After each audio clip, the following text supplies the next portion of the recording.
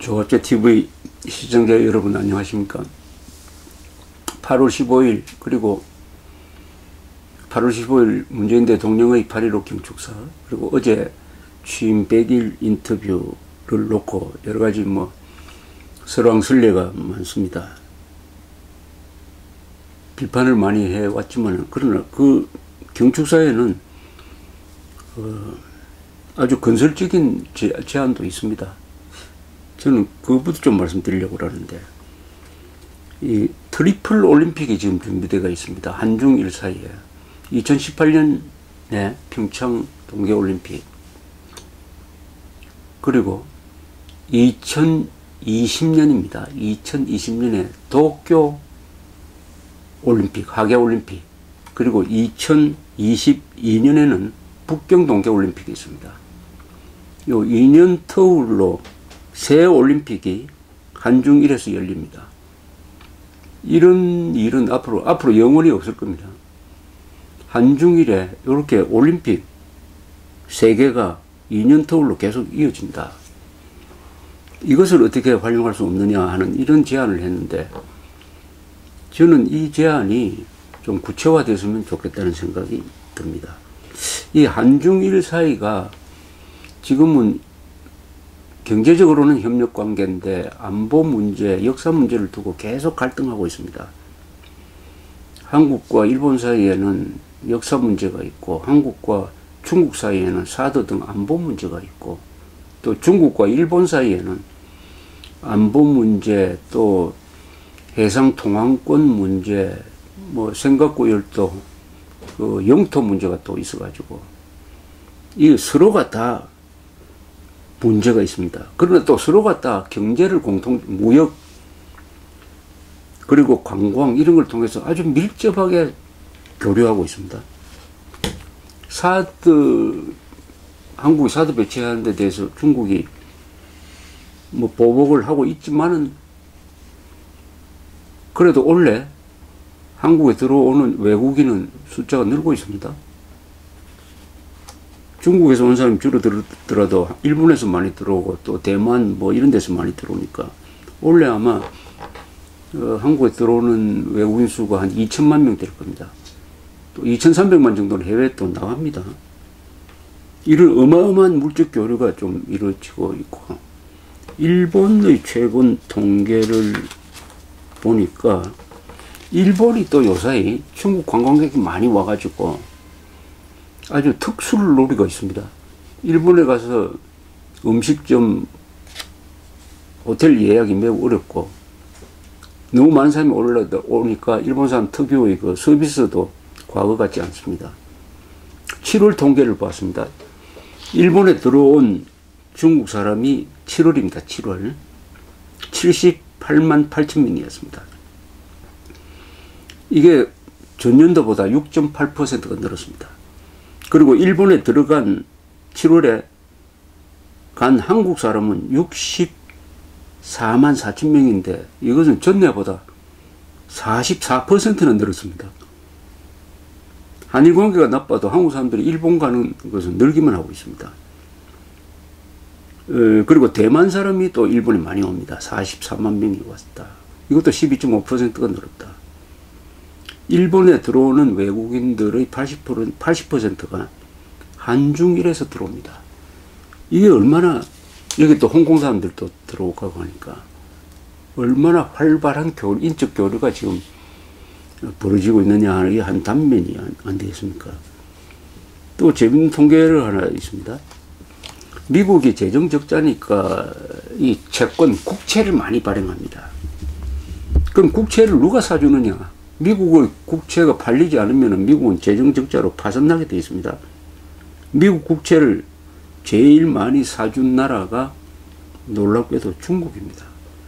중국이 지금 미국 국채를 1조 1465억 달러 어치나 보유하고 있습니다. 1조입니다. 이 단위도 어마하죠. 두 번째가 어디냐? 일본입니다. 일본이 미국 국채를 약 1조 908억 달러를, 그러니까 이 국채를 기준으로 보면 중국과 일본은 미국에 대해서 채권자입니다. 채권자.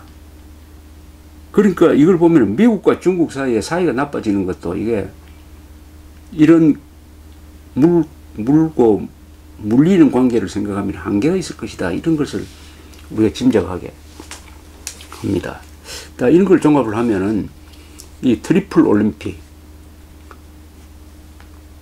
2018년 평창 동계올림픽, 2020년 도쿄 하계올림픽, 2022년 북경 동계올림픽, 이걸 바탕으로 해서 활발한 민간 교류 그리고 협력 관계를 구축할 수 있지 않을까 하는 생각을 하게 되었습니다. 이것은 정부도 나서야 되겠지만 기본적으로 민간인이 해야 되는 거 아니겠냐 생각이 듭니다. 여기에서 이 동아시아에서 일어난 개최된 올림픽은 역사적 역할을 했습니다. 제일 먼저 개최한 나라가 일본입니다. 그게 1964년 도쿄올림픽입니다. 그때 이 올림픽을 통해서 일본은 전쟁의 상처를 완전히 벗어나서 세계 속의 일본으로 승격하는 계기로 삼았습니다.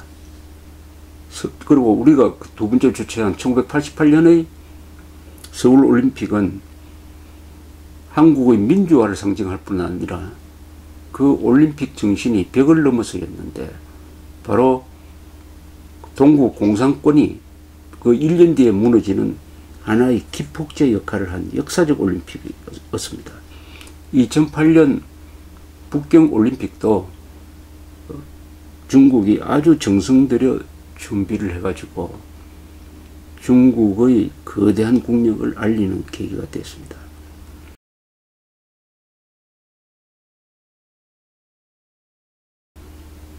이렇게 본다면은 이 올림픽에서 제일 중요한 것은 사람이 많이 오는 겁니다.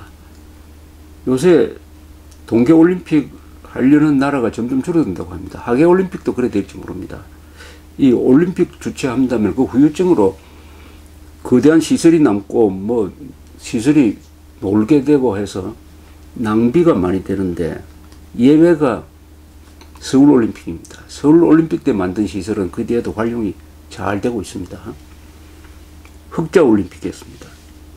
그것도 우리의 자랑이죠. 우리가 서울올림픽을 잘 경영한 것인데 그래서 이 올림픽을 계기로 해가지고 근데 평창올림픽에 지금 손님이 많이 와야 안 되겠습니까? 그러면은 중국 사람, 일본 사람들이 와주고 또 2년 뒤에 도쿄올림픽 할 때는 한국 사람도 가주고 중국 사람도 가주고 그 2년 뒤에 북경올림픽 할 때는 한국도 일본도 가주고 응원하고 하는 이런 것으로 협력을 하는 방법도 있을 것이고 이걸 통해서 서로 국가 간의 갈등을 하더라도 민간 부분의 교류는 계속되어야 한다. 더 왕성하게 되어야 한다. 실제로 그런 방향으로 가고 있다. 여기서 이 트리플 올림픽을 어떻게 잘 활용할 방법이 없을까 이렇게 생각을 합니다. 이 한중일은 공통점이 많습니다. 지금 요사이 뭐 갈등하고 다른 점을 자꾸 이야기하는데 첫째 공통점이 한자 문화권입니다. 그리고 유교 문화권이죠. 또 불교도 인도에서 발생한 불교가 중국으로 들어와서 중국을 통해서 고구려, 백제, 신라 그 다음에 일본으로 건너갔습니다. 유교, 불교, 한자 문화권.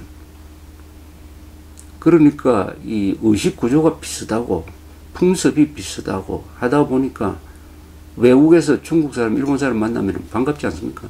또 뭔가 통할 것 같고 이런 문화적인 공통의 기반 더구나 여기가 그 한중일 가운데 일본만이 근대화를 스스로 해가지고 식민지가 되지 않고 그리 함으로써 중국, 일본을 중국, 한국을 침략을 해서 이런 난장판을 벌린 과거가 있는데 그러나 지금은 다 세 나라가 잘 되고 있습니다. 지금 경제 규모로는 세계 2위가 중국, 3위가 일본, 한국은 뭐 10위 근방이죠. 무역액으로 따지면은 수출 기준으로는 중국이 1등, 일본이 세계에서 3등 정도 되죠. 한국이 6등입니다. 세계 5대 공업국에는 중국, 일본, 한국이 다 들어갑니다. 그리고 일본과 한국은 민주주의 국가입니다. 중국도 과거의 공산주의 체제, 전체주의 체제와는 다르죠. 이제 공영하고 있습니다. 이게 문제는 북한이 요 암덩어리처럼 딱 한복판에 있어가지고 동북아의 공동번영을 딱 막고 있는 이런 존재지만은 그것을 품고도 이렇게 한중일이 잘 되고 있는데 이 올림픽을 매개로 하면은 그런 민간 부분의 친선 관계가 더 돈독해질 것이다. 문화, 예술, 스포츠 분야. 여기에 주도적 역할을 할 수 있는 게 오히려 한국이 아니냐 이렇게 생각합니다. 한국이 중간에 끼면 총무 역할을 해가지고 중국이 일본에 대해서 공포심을 갖고 있는 것을 한국이 들어서면 좀 완화시켜 줄 수도 있고, 이게 싸울 때는 말리는 사람이 있어야 되듯이 한국이 이 트리플 올림픽을 잘 활용하면은 핵 문제 해결에 대해서도 어떤 분위기, 환경을 조성할 수 있지 않을까 그렇게 생각을 합니다. 서울올림픽의 주제는 벽을 넘어서였는데 그게 이어령 씨가 개회식을 준비하면서 만든 테마가 벽을 넘어서, 영어로는 Breaking Down the Wall입니다. 그런데 사실은 1988년 서울올림픽을 계기로 해가지고 Breaking Down the Wall이 됐죠. 벽이 부서져 버렸죠. 1년 뒤에 1989년 11월 9일에 베를린 장벽이 무너졌습니다. 그래서 통일로 갔습니다. 88년에서 89년 사이에 헝가리, 폴란드, 루마니아, 체코슬로바키아 등등 동구 공산권이 다 무너져 버렸습니다. 저는 서울올림픽이 제시한 브레이킹 다운 더 월이란 말이 하나의 이 주문처럼 돼가지고 이런 역사의 변화를 가져왔다.